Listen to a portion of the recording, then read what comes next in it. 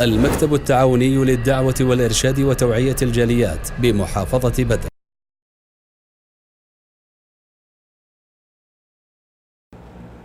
الحمد لله رب العالمين والصلاة والسلام على اشرف الانبیاء والمرسلین.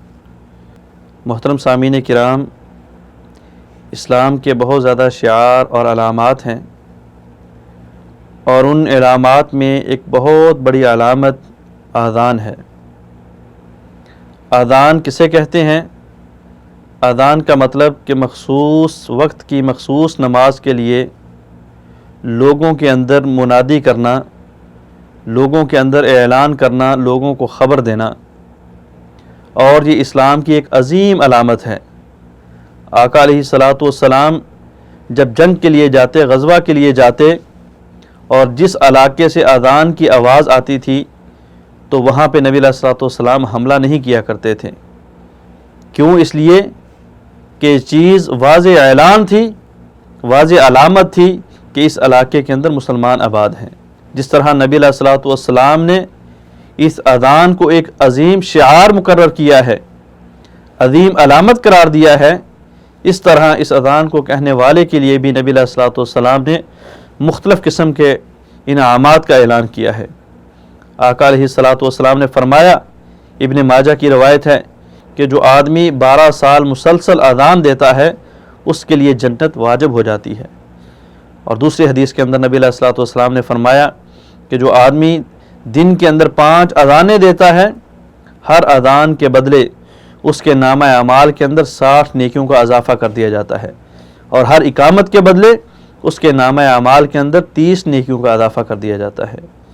آقا علیہ الصلاۃ والسلام نے فرمایا کہ جو مسلمان، جو آدمی اذان دیتا ہے، جہاں تک اس کی اذان کی آواز جاتی ہے اس کے لیے ہر چیز اس کی مغفرت کی جو ہے وہ دعا کرتی ہے.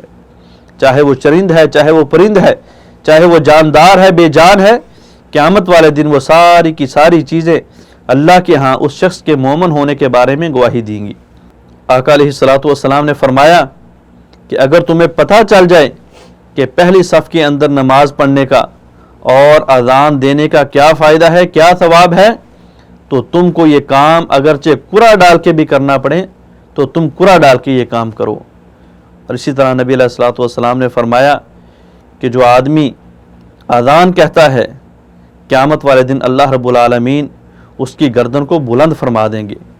گردن کو بلند فرمانے کا مطلب کہ یا تو اللہ رب العالمین واقعتاً اس کی گردن کو لمبا کر دیں گے اور لوگ پہچان جائیں گے کہ یہ آدمی دنیا کے اندر رہ کے مسلمانوں کو اور مومنوں کو اللہ کی عبادت کی طرف بلانے والا تھا، یا پھر اللہ رب العالمین ان کو مرتبہ اس قدر بلند دیں گے کہ ان کے سر، ان کی گردنیں سب سے زیادہ جو ہے وہ اونچی ہوں گی اور نمایاں ہوں گی، جس کے ذریعے لوگ ان کی فضیلت کو پہچان لیں گے.